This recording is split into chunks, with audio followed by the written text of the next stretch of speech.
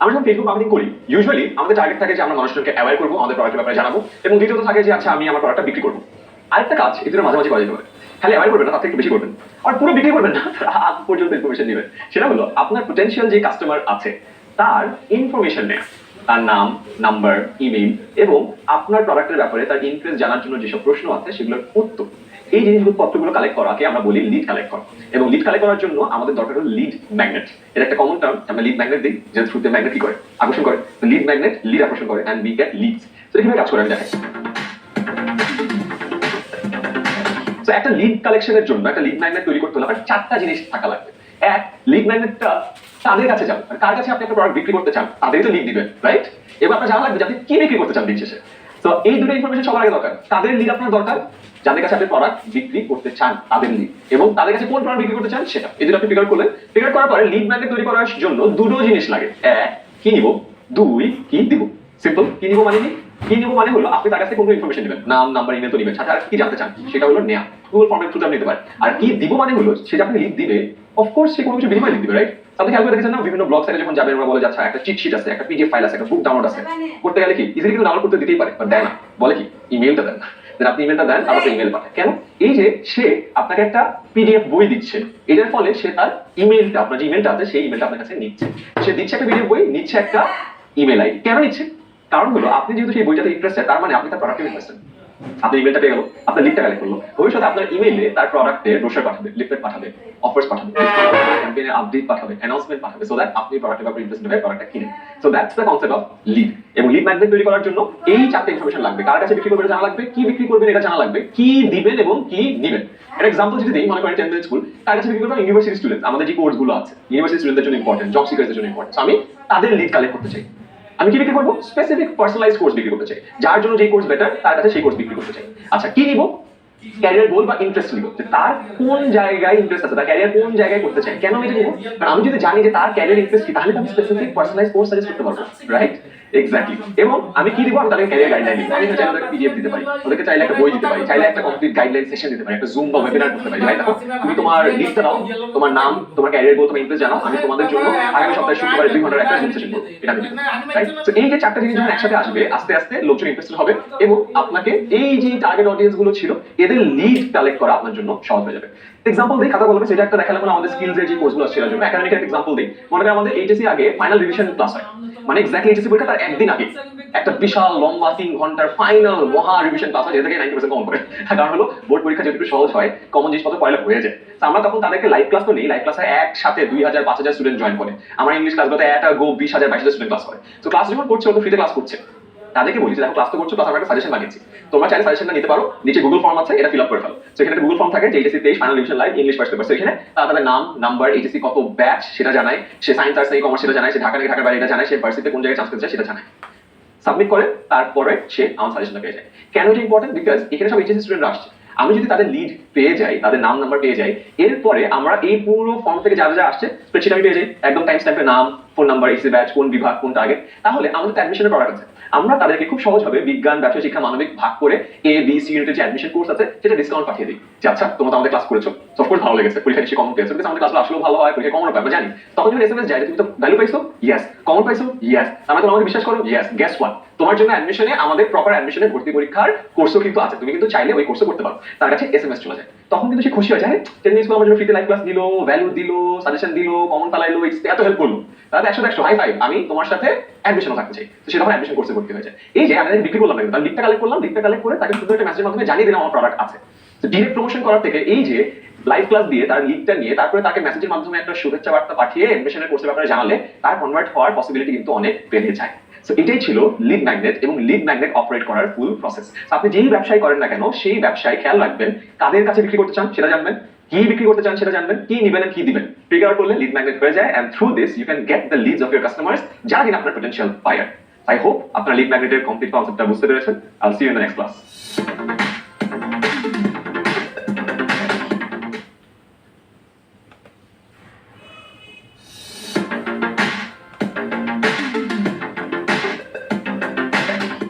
আসসালামু আলাইকুম সবাইকে। আজকের ভিডিওতে আমরা দেখবো যে ফেসবুক পেজে কোন কোন জিনিসগুলো আমাদের খেয়াল রাখা উচিত। আমরা 10 মিনিটস স্কুলের পেজে যদি আসি, সর্বপ্রথমে আপনি দেখছেন যে একটা কভার ফটো আছে। যে কোনো একটা পেজে আসার পরে মানুষের কভার ফটোটা বড় করে চোখে পড়ে।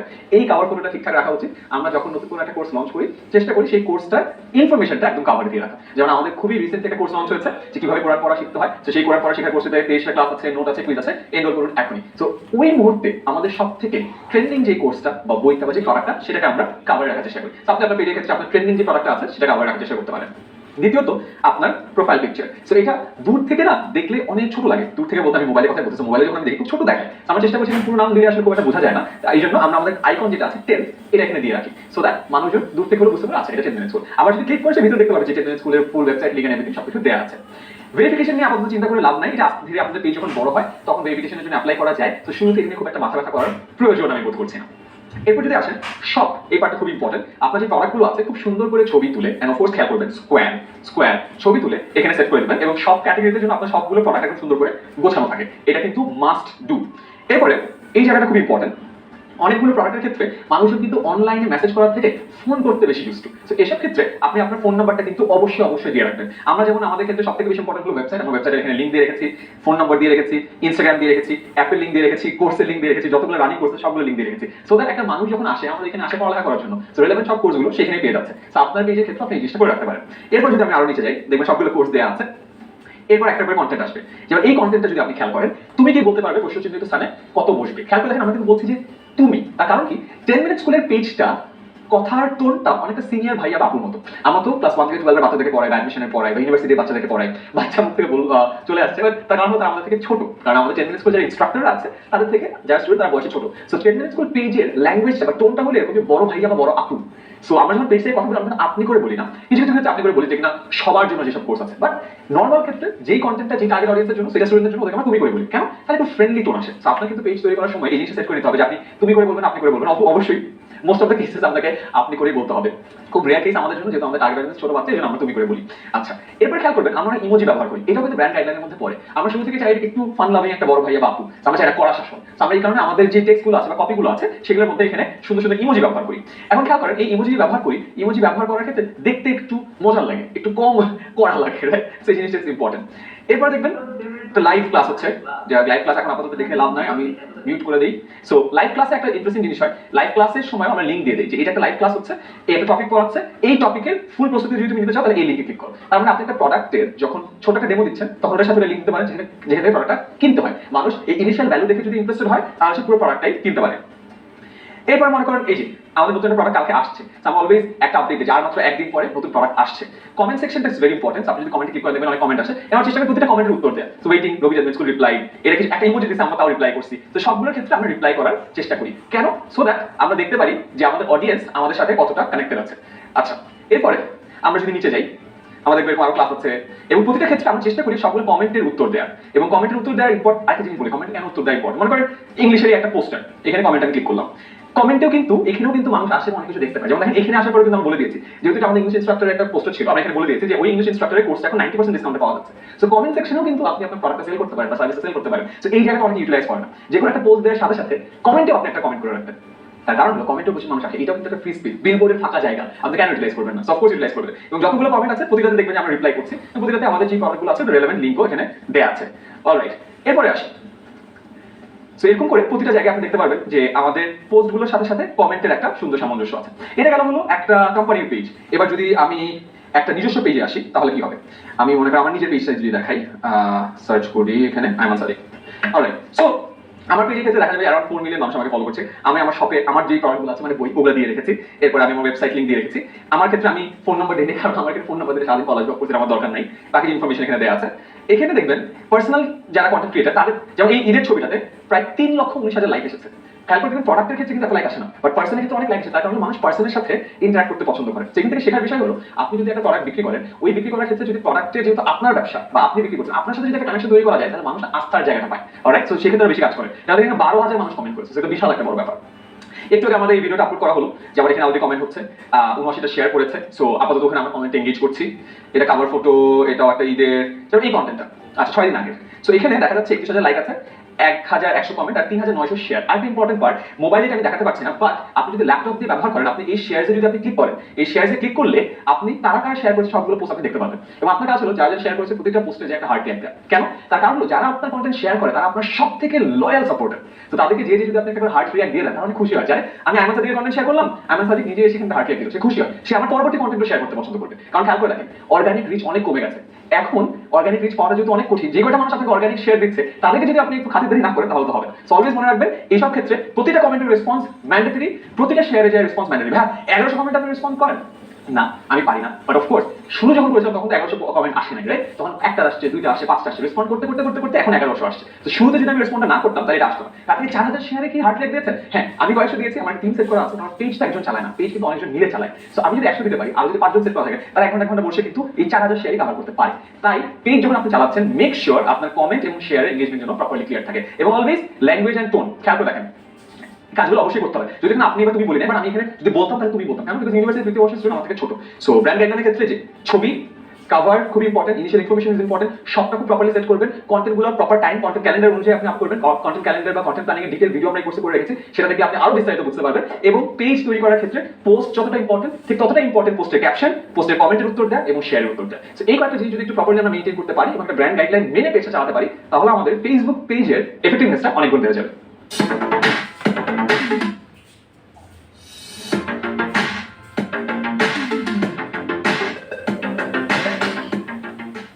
আসসালামু আলাইকুম সবাইকে। আমাদের লাস্ট ভিডিওতে আমরা ক্যাম্পেইন প্ল্যানিং কিভাবে করতে হয় সেটা শিখেছি। একটা ক্যাম্পেইনের মূল চালিকা শক্তি বা হার্ট হলো কন্টেন্ট, এবং আজকে আমরা আপনাদেরকে শেখাবো কিভাবে সেটা কন্টেন্ট প্ল্যানিং করতে হয়। গতবার আমরা 10 মিনিট স্কুলের এক্সাম্পল দিয়েছিলাম, আজকে ঠিক তেমনি ভাবে আমরা 10 মিনিট স্কুলের ফেসবুক পেজ, ফেসবুক গ্রুপ এগুলোতে কিভাবে কন্টেন্ট প্ল্যান করি সেটা আমাদের একেবারে নিজস্ব অপারেটিং স্প্রেডশিট থেকে আপনাদেরকে দেখাবো। ফার্স্ট অফ অল বলে রাখি, এটা খুব বড় একটা স্প্রেডশিট, এটা পুরো দেখানো হয়তো পসিবল হবে না। আপনারা দেখবেন যেখানে অনেকগুলো ট্যাব আছে, সেন্ট্রাল, অল রিপোর্ট, যেখানে আমরা অ্যানালিসিস অ্যানালিসিস সবকিছু করি। আর একদম শর্টে যদি বলি, মেইন পেজ হলো 10 মিনিট স্কুলের যে main official Facebook page, verified সেটা। স্কিলস একটা পেজ আছে, আমাদের টিম পেজ আছে, লাইভ গ্রুপ আছে, ইএলসি মানে হলো ইংলিশ ল্যাঙ্গুয়েজ ক্লাব, এসজি মানে হলো স্কিল ডেভেলপমেন্ট গ্রুপ, এরকম অনেকগুলো আছে, লিংকডইন, ইনস্টাগ্রাম। এস মানে হলো আইমান সাদিক, আমার অনেকগুলো গ্রুপ আছে। সো এরকম ডিটেইলি আমরা কন্টেন্ট প্ল্যান করি। সো সবকিছু বাদ দিয়ে আমরা একটাতে আজকে আসি, আমাদের মেইন যে পেজটা আছে, কারণ একটা বুঝলে আসলে বাকিগুলো বোঝা হয়ে যাবে। সর্বপ্রথমে আপনারা দেখবেন এখানে ডেট দেয়া আছে। সো মে 1 আমরা একদম প্রতিদিনেরটা আগে থেকে প্ল্যান করে ফেলি। সেখানে যদি খেয়াল করে দেখবেন মে 1 এর এতগুলো পোস্ট গেছে, তারপর মে 2 শুরু হয়েছে, রাইট? সো আমরা মে 1 এ আসি একদম উপরে, আমি করতে থাকি অসুবিধা নেই। এন্ড এখানে আপনি দেখবেন যে অনেকগুলো টাইমে পোস্ট হচ্ছে, 1 2 3 4 5 6 7। এখন আমরা ডেইলি 7টা পোস্ট করি, মাঝে মধ্যে আমরা 10টা পোস্টও করি।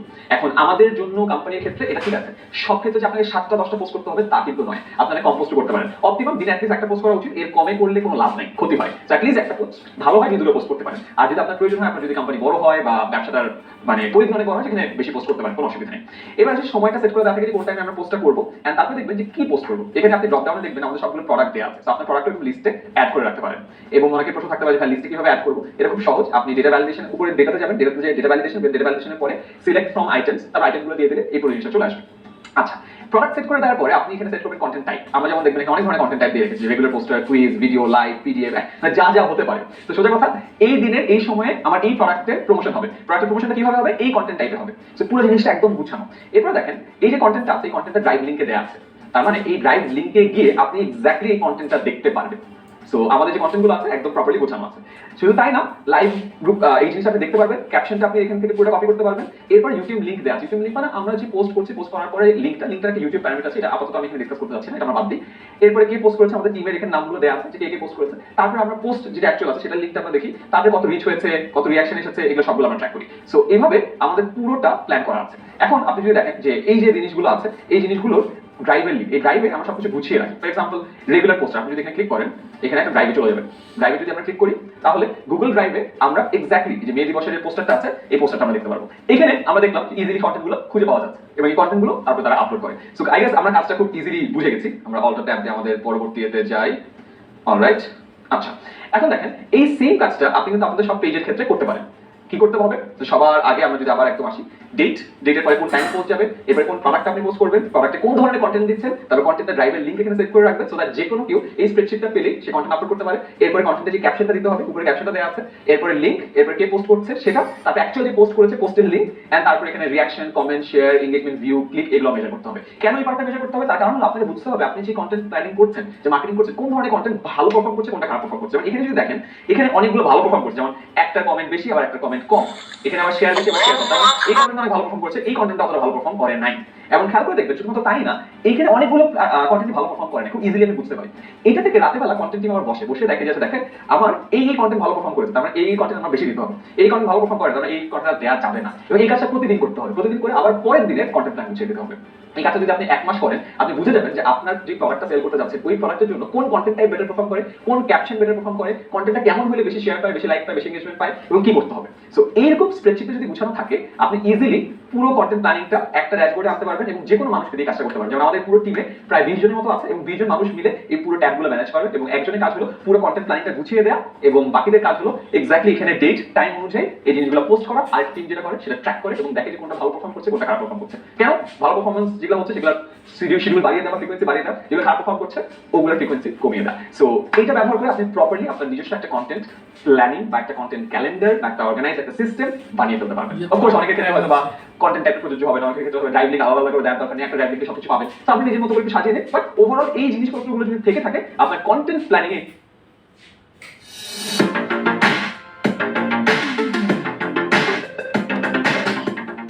আসসালামু আলাইকুম সবাইকে।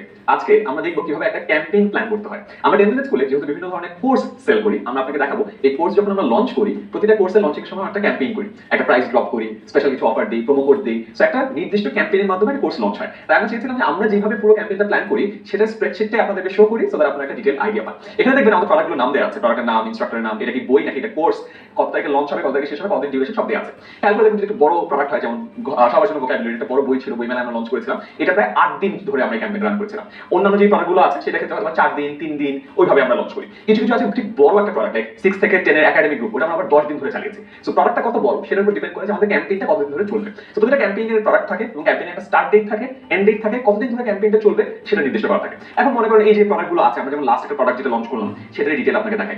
মনে করেন ক্লাস্টার অ্যাডমিশন, গুচ্ছ পদ্ধতিতে যে ভর্তি পরীক্ষা হয় সেটা আমরা প্রোডাক্ট লঞ্চ করেছি। সো সেটার জন্য আমরা একটা ক্যাম্পেইন করেছি যে প্রথম 5 দিন যারা আসবে তারা হয়তো 50% ডিসকাউন্টে কোর্সটা কিনতে পারবে। সো আমরা যখন একটা ক্যাম্পেইন তৈরি করি তখন আমরা প্রোডাক্টের ব্রিফ তৈরি করি। আপনি এখন দেখতে পারবেন এখানে যে প্রোডাক্টের ব্রিফ দেওয়া আছে, যে প্রোডাক্টের নাম কি, গুচ্ছ পদ্ধতি ক্র্যাশ কোর্স। প্রোডাক্টের টাইপ কি, এটা একটা বই এবং কোর্স, মানে এর মধ্যে কোর্স তো পুরোটা আছে এবং আলাদাভাবে বইও আছে। প্রোডাক্টের কন্টেন্ট কি, প্রোডাক্টের কন্টেন্টে আছে 148টা ভিডিও, এতগুলো লেকচার ওয়াইজ এক্সাম, মানে প্রোডাক্টের স্পেসিফিক্স। সো আপনি যদি শার্ট বিক্রি করেন শার্টের স্পেসিফিক্স থাকবে। আচ্ছা, আপনি দেখেন কোর্সটি তাদের জন্য গুচ্ছ পদ্ধতিতে যারা ভালোভাবে শেষ করা নিয়ে ভীত, যারা অল্প সময় প্রস্তুতি নিতে আগ্রহী, যারা তাদেরকে আমরা টার্গেট করতে চাই, তাদের জন্য আমরা ক্যাম্পেইনটা রান করি। এটা বোঝার জন্য আমরা একটা প্রোডাক্ট ব্রিফ তৈরি করি। এদিকে আমরা ইন্টারনাল পারপাস, মানে আমরা মার্কেটিং টিম আমরা এদিকে তৈরি করি প্রোডাক্টটা তাদের জন্য। আমরা অনেকগুলো সেগমেন্ট তৈরি করেছি যাদের জন্য প্রোডাক্টটা টার্গেট করা যাবে। প্রোডাক্টটা কি আছে এটা সবকিছু এখানে দেওয়া আছে। এরকম আমরা ডিটেইলে প্রোডাক্টের ব্রিফ তৈরি করি and everything is there. And এরপরে আমরা প্রোডাক্ট ব্রিফ তৈরি করার পরে প্রোডাক্টটা কিভাবে মার্কেট করব এটার একটা স্পেশাল অ্যাঙ্গেল তৈরি করি। প্রোডাক্টটা বা এই সার্ভিসটা যাদের লাগবে তারা যদি প্রোডাক্টটা নিতে আগ্রহী হয়, এই আগ্রহী করার জন্য আমাদের কোন অ্যাঙ্গেলটায় টাচ করা হয়। যেমন অনেকে প্রোডাক্টটা নেয় না, তার কারণ তাদের টাকা নেই। তাহলে আমাদের সলিউশন কি হবে, যে মাত্র ক টাকায় প্রোডাক্ট কিনে ফেলবো, মানে আমরা ডিসকাউন্ট দিব বা কুপন দিব। অনেক কথা বলে ভাই সময় নাই, আরে বাট লাস্ট মোমেন্টে পরীক্ষা, এখন আবার পিজের কোর্স, তাদেরকে বলবো যে মাত্র এত দিনে বা প্রতিদিন মাত্র এত মিনিটে কোর্সটা কমপ্লিট করে ফেলা যায়। আচ্ছা, প্রবলেম অনেক বলতে ভাই আমার এনার্জি নাই, তাহলে বলবো ভাই মাত্র 2 থেকে আপনি কোর্সটা কিনে ফেলতে পারেন। অনেকে হয়তো বলবো ভাই দরকারই নাই, মানে তাকে বুঝাইতে হবে যে তার বেনিফিট কি। তখন আমরা তখন বলি জানেন আপনি এইটা করলে এটা অর্জন করতে পারবেন, বা আপনি যদি এটা চান তাহলে এই কোর্সটা করেন। অনেকে বলবে যে বুঝতেছেন না, তাদের কনফিউশন থাকতে পারে, সেক্ষেত্রে আমরা বলবো যে এই কোর্সে এটা আছে, মানে আরো ডিটেইল ইনফরমেশন দিব। অনেকে বলবে ভাই কেউ তো নেয় না, তখন তাদেরকে আমরা সোশ্যাল প্রুফ দিব, জানেন এত হাজার জন কোর্সটা করছে, আজই ভর্তি হয়েছে এতজন। সো আমরা তারপর ডিসাইড করি যে আমরা যাদেরকে টার্গেট করছি ওই মানুষের প্রবলেমটা কোথায়, তাদেরকে মানি সমস্যা, টাইম সমস্যা, এনার্জি, নাকি বেনিফিট বুঝতেছে না, নাকি তাদের কনফিউশন আছে, নাকি সোশ্যাল প্রুফ। যেখানে সমস্যা আছে আমরা ওই পার্টটাকে টার্গেট করে ক্যাম্পেইনটা প্ল্যান করি। যদি টাকা সমস্যা থাকে তাহলে আমরা ডিসকাউন্ট দিই, কুপন দিই। যদি টাইম সমস্যা থাকে তাহলে আমরা ওইটা হাইলাইট করি। যদি বেনিফিট না হয় তাহলে বেনিফিটটা হাইলাইট করি। সো এরপর আমরা ক্যাম্পেইনটা কোন অ্যাঙ্গেলে রান করলে ভালো কাজে দিবে এটা কিন্তু ডিসাইড করি, যে মানি আর বেনিফিট। ওকে ডান। এটা সিলেক্ট করার পর আমরা যেটা করি, আমরা এরপর কন্টেন্টে চলে যাই, যে আমাদের কন্টেন্ট লিস্ট বানাতে হবে। আমার কভার লাগবে, ফেসবুক পেজে আমরা কভার দিয়ে দিই, গ্রুপে দিয়ে দিই, ইউটিউব চ্যানেল দিয়ে দিই, লিঙ্কডইন পেজে দিয়ে দিই। সো এগুলো আমাদের লাগবে। তারপরে কি লাগবে, তারপরে লাগবে হলো স্টোরি লাগবে, ফেসবুক ইনস্টাগ্রামে লাগবে। তারপরে আমরা কি করি, পোস্টার কি লাগবে, যে গেস দ্য প্রোডাক্টের পোস্টার লাগবে, কভার রিভিলের পোস্টার লাগবে, কাউন্টডাউনের একটা পোস্টার লাগবে, লাইভ প্রমোশনের পোস্টার লাগবে, ইনস্ট্রাক্টরের বায়ো দিয়ে একটা আমরা পোস্টার বানাবো, সার্টিফিকেশন পোস্ট দিব, ক্যারিয়ার বেনিফিট দিব, পোস্টার প্রমোশন করবো। এরকম বিভিন্ন ধরনের আমরা কন্টেন্ট তৈরি করেছি। এখানে অনেক কন্টেন্টের লিস্ট আছে, কোর্সের নোট দিয়ে, অ্যাওয়ারনেস পোস্ট দিয়ে, ইনফোগ্রাফিক্স, রুটিনটা জানাই, কোয়েশ্চেন ব্যাংক দিয়ে, ক্যারাসেল পোস্ট দিয়ে। সো বিশাল একটা লিস্ট আছে। এই লিস্ট ধরে ধরে ধরে আমরা কন্টেন্ট তৈরি করি। যেটা গেল পোস্টের পাশে ভিডিও, কত ধরনের আমরা ভিডিও তৈরি করবো, যে অ্যানিমেটেড কাউন্টডাউন করবো, প্রোডাক্ট অ্যানাউন্সমেন্ট দিব, ইউটিউবে ফ্রি ভিডিও ছাড়বো, এক্সপার্ট রেকমেন্ডেশন দিব। এরকম বহু ধরনের জিনিসপত্র আমরা প্ল্যান করি। তো খেয়াল করে দেখেন ক্যাম্পেইনটা প্ল্যানিং এর ক্ষেত্রে আমার এতগুলো কাজ আছে, রাইট? এই সবগুলো কাজ শেষ করার পরে আমাদের প্ল্যানিংটা শেষ হয়। এরপরে এই পুরো স্প্রেডশিট যদি থাকে, আপনি এখন বুঝতে পারছেন যে কোন অ্যাঙ্গেলে ক্যাম্পেইনটা করতে হবে, এবং ওই ক্যাম্পেইনের এই সব জিনিসপত্র আমরা তৈরি করে ফেলি। তৈরি করার পরে ক্যাম্পেইনটা আমরা লঞ্চ করি ফেসবুকে। ফেসবুকের চ্যানেলগুলো যেগুলো আছে, পেজে যায়, গ্রুপে যায়, মেসেঞ্জারে যায়, এন্ড তারপরে ওই ক্যাম্পেইনটার যে আমাদের অ্যাকচুয়াল অবজেক্টিভ থাকে যে কোর্সের সেলস বাড়ানো, আমরা ট্র্যাক করি যে কতটুকু সেলস বাড়লো বা কমলো। সো এই যে পলিসিটা দেখালাম বা এই যে চেকলিস্টটা দেখালাম, এটা মেনটেন করে কিন্তু আপনিও আপনার ক্যাম্পেইন ক্যালেন্ডার তৈরি করতে পারবেন। সো এটা ছিল আমাদের শুরুতে যেটা দেখানো হয়েছিল, ক্যাম্পেইন ক্যালেন্ডার তৈরি করে ফেলবেন। এরপরে প্রতিটা ক্যাম্পেইনের জন্য আপনি ডিটেইল ব্রিফ তৈরি করবেন, ডিটেইল কন্টেন্ট লিস্ট তৈরি করবেন, ক্যাম্পেইনটা কোন অ্যাঙ্গেলটাকে টার্গেট করবে এটা সেট করবেন, এন্ড আফটার দ্যাট কন্টেন্টগুলো তৈরি করে ডিস্ট্রিবিউট করবেন, and there you go, best of luck for your successful campaign.